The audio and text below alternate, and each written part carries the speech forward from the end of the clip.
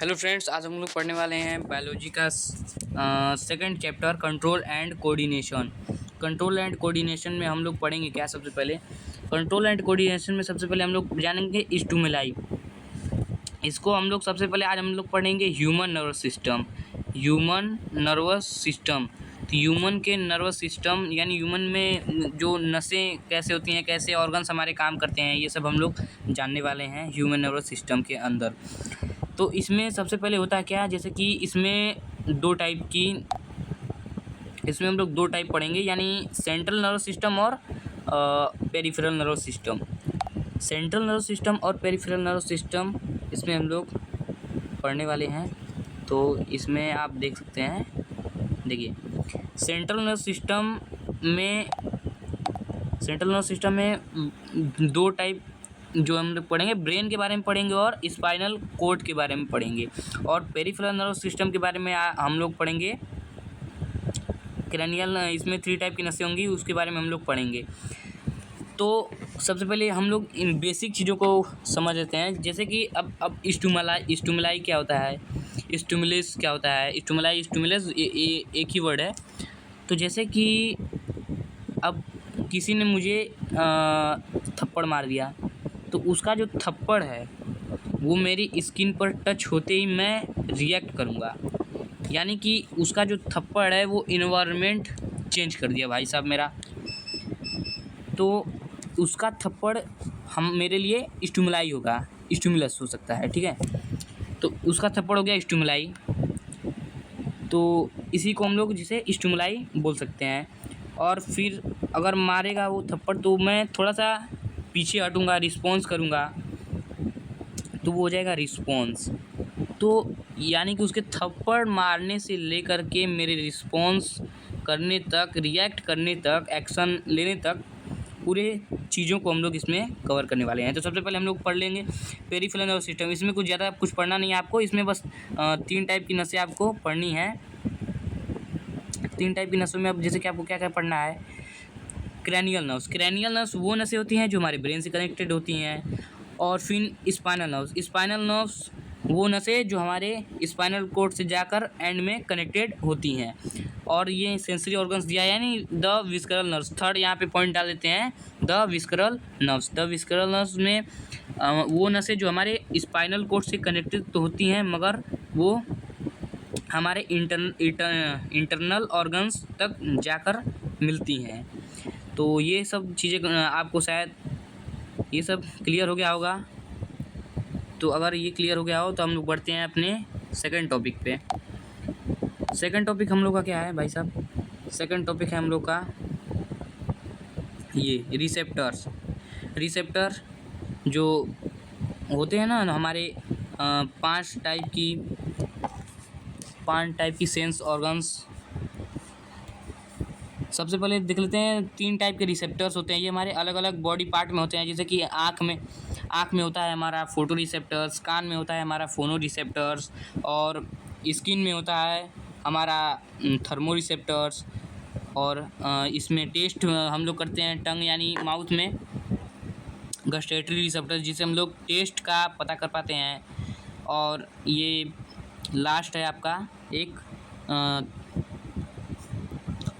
फोनो रिसेप्टर्स, जिससे हम लोग सुनते हैं। तो इसका लोकेशन हम लोग देख लेते हैं। देखिए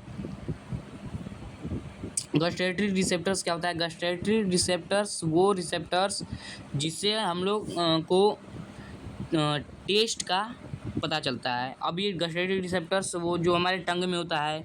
और अल्फैक्टरी रिसेप्टर्स जिससे हम लोग स्मेलिंग यानी कुछ चीज़ें स्मेल करते हैं, वो हमारे ये अल्फैक्टरी रिसेप्टर्स जिससे स्मेल का हम लोग को पता चलता है। ये गस्टेटरी अल्फैक्टरी रिसेप्टर्स हमारे नोज़ में होता है।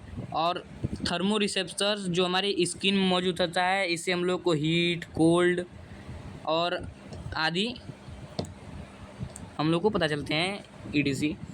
और फोटो रिसेप्टर्स जो हमारे आँखों में होता है, और हम लोग जो चीज़ देखते हैं लाइट वाइट वगैरह हमारे आँखों में जो आता है, तो वो ये ऑब्जर्व करता है, ये फोटो रिसेप्टर्स होता है। अब ऑडियो यानी फोनो रिसेप्टर्स, जिससे हम लोग जो सुनते हैं, जो हम सुनते हैं जिसकी मदद से, ये फोनो रिसेप्टर्स है। तो ये रिसेप्टर्स आपको क्लियर हो गया भाई साहब? तो ये क्लियर हो गया। एक बार और देख लेते हैं। देखिए, इसमें थोड़ा और अच्छे तरीके से समझाऊंगा यार। देखो, टेस्ट का पता चलता है गस्टेटरी रिसेप्टर्स द्वारा, जो हमारे जीभ में होता है गस्टेटरी रिसेप्टर, उसके द्वारा हम लोग को टेस्ट का पता चलता है। अल्फैक्टरी रिसेप्टर जो हमारे नोज़ में, हमारे नाक में, नोज़ में होता है, उससे हम लोग को स्मेल का पता चलता है। फोटो रिसेप्टर जो हमारी आँखों में मौजूद होता है, उससे हम लोग लाइट वाइट वगैरह जो हम देखते हैं वो सब, इसका पता चलता है। ऑडियोटरी यानी फोनो रिसेप्टर जो हमारे कान में मौजूद होते हैं, ईयर्स में, उससे हम लोग को साउंड का पता चलता है। थर्मो रिसेप्टर्स इन स्किन, यानी थर्मो रिसेप्टर जो हमारे स्किन में मौजूद होता है, उससे टेम्परेचर का, हीट है, कोल्ड है, ये सब पता चलता है। ये 5 टाइप के आप लोगों को क्लियर हो गया होगा। तो अब बढ़ते हैं हम लोग अपने नए चीज़ पे हम लोग बढ़ेंगे क्या कि देखिए, हाँ भाई साहब, तो न्यूरॉन अब हमारे रिसेप्टर्स में अलग अलग, जैसे कि हमारे रिसेप्टर्स में न्यूरॉन होते हैं। हमारा पूरा शरीर जो है कि पूरे शरीर में न्यूरॉन फैले होते हैं। न्यूरॉन का कार्य क्या होता है? न्यूरॉन जो होते हैं कि हमारे ब्रेन तक ये सिग्नल पहुंचाते हैं। ये हमारे बॉडी से, जो भी बॉडी के साथ होता है, कुछ भी मूवमेंट हो, जैसे कि मैंने किसी गर्म बोतल को टच कर दिया, तो अब मेरे साथ जो मैंने कोई गर्म बोतल को टच किया, जैसे कि एक बोतल है, मान लेते हैं इसी को बोतल मानते हैं। वैसे हाँ, हालांकि बोतल तो लग तो नहीं रहा है। तो जैसे कि एक बोतल है, अभी इस बोतल को मैंने टच कर दिया, तो अब इस बोतल को जैसे कि मैं अगर टच करूँगा, तो सबसे पहले इसमें पानी भरा हुआ है, गर्म पानी है, पूरी तरीके से गर्म पानी इसमें भरा हुआ है। और मेरा हाथ जो है कि इसको मैंने अपने हाथ से टच कर दिया। तो जब मैं इसको टच करूँगा तो मुझे एक हीट एनर्जी फील होगी। तो हीट एनर्जी फील कौन कराएगा? वो हमारा रिसेप्टर्स कराएगा। और रिसेप्टर्स में मौजूद ये जो न्यूरॉन है, ये हमारे ब्रेन तक सिग्नल पहुंचाएगा। यानी समझ रहे हो, मैंने हाथ आगे किया, टच किया बोतल को, बोतल की हीट एनर्जी मेरे हाथों में आई, हाथ को हीट महसूस हुई, और जो हाथ में रिसेप्टर्स था वो वहाँ पे काम किया है। हाथ में कौन सा, स्किन में कौन सा रिसेप्टर्स है? Thermo receptor. तो बोतल को मैंने जब टच किया तो वहाँ पे वो हमारा थर्मो रिसेप्टर्स काम किया, और थर्मो रिसेप्टर्स थर्मो रिसेप्टर्स में जो न्यूरॉन था, यानी ये जो डेंड्राइट थी, ये डेंड्राइट जो आप देख रहे हैं, ये सब डेंड्राइट जो निकली है, इससे ये डेंड्राइट ऑब्जॉर्व कर लेती है हीट एनर्जी को। यानी कोई भी एनर्जी हो, इसे डेंड्राइट ऑब्जॉर्व करती है। तो डेंड्राइट इसे ऑब्जॉर्व करेगी, और जब एनर्जी यहाँ पर आएगी, तो एनर्जी जब बीचों बीच जो न्यूक्लियस एनर्जी आएगी यहाँ पर, तो यहाँ जो केमिकल एनर्जी से इलेक्ट्रिकल एनर्जी में कन्वर्ट हो जाएगी।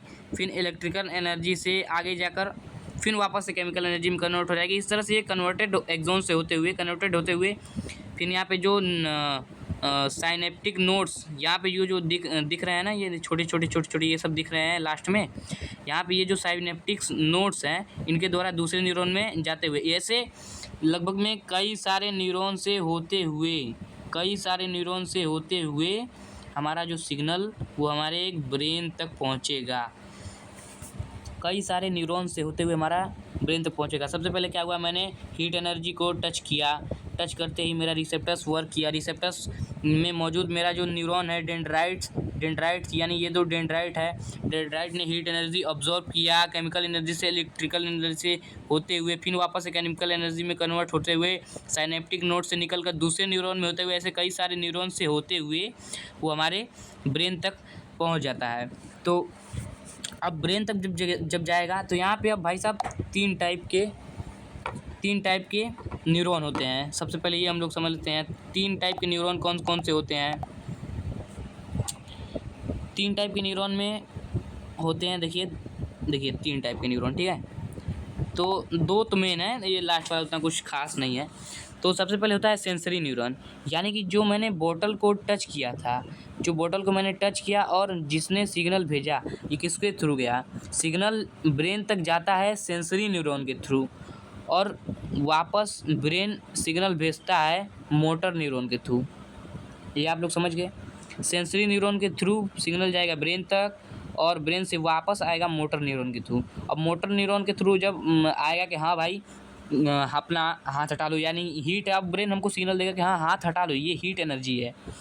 तो हम लोग तुरंत ये इफेक्टर मोटर न्यूरॉन से इफेक्टर तक जाता है। सॉरी मैंने आपको नहीं बताया, इफेक्टर। तो ये हमारे इफेक्टर पर जाता है, यानी पहले रिसेप्टर से होते हुए सेंसरी न्यूरॉन से होते हुए ब्रेन तक जाता है, ब्रेन से वापस आता है मोटर न्यूरॉन के थ्रू इफेक्टर पर आता है। तो इफेक्टर पर क्या होता है कि इफेक्टर यानी कि जो हम लोग रिस्पॉन्स करते हैं, इफेक्टर